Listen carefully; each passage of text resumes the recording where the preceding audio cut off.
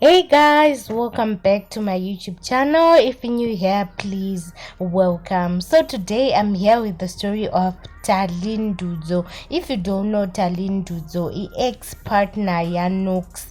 Akadanana na Nox I think for a very long time.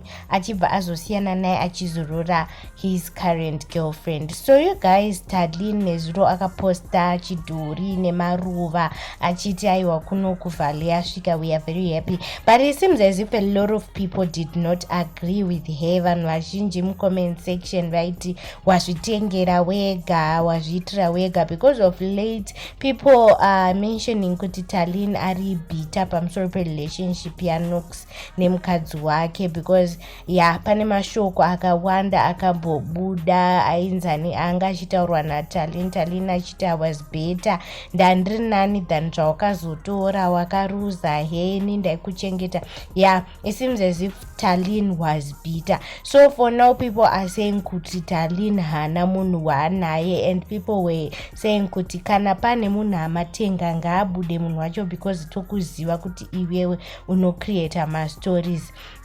So Tarlin vakangobudisa maflowers neteddy bear, munhu hatina kumbomuona.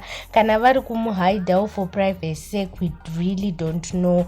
But with the way that people know Tarlin on social media, he could have posted that person akasenda maruva. So vamwe vakakomenta vachiti aiwa iwe tokuziva you are good at pretending as if someone akutengera iwe usina kutengerwa. So inini with my 2 cents I'm just saying kuti vhalei inopa vanhu pressure. Sometimes just calm down sometimes and accept things the way they are. Nyange uri celebrity, nyange uri munhu anozikanwa, nyange uri chii, sometimes even kana zvisina kuita, just accept kuti things hazvina kuita, just accept kuti ndizvo zvazviri. Because kana wakuzoenda up wakuzvitengera zvinhu wakuita sei, you are putting yourself under unnecessary pressure. Because when the time is right, shoko unotaura kuti when the time is right, the Lord will make it happen. The way you guys separated, God knows kuti iwewe you are yearning for someone, and he knows that kana nguva yakwanira achakupa munhu ari right for you. Zvokuita marushed decision izvi ndozvekuti unozogumisira pamwe wadzokerana nathat ex, pamwe wapindana nemarelationship asiri ako. So what I would just say for Tarlin is it's okay Tarlin, if zvisati zvaita, don't put yourself under pressure. Isusu vanhu are just there to watch. We don't know what you eat kumba kwako, kuti unozvifambisa sei, mari dzako unadzo. Saka don't try to like impress us isusu vanhu pasocial media. Just live your life. Just live your life. Rarama life yako. Zvekuzozvitengera maruva nechichi ratodrama Tarlin, rinenge ratodrama.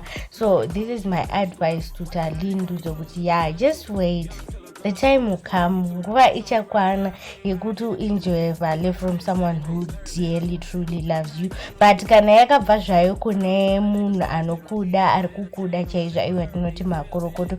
But reading the comments from your comment section, a lot of people are saying kuti you bought yourself a Valentine's gift, and it's not good and it's not nice for you to pretend that someone bought that gift for you iwe uriwe wakazvitengera.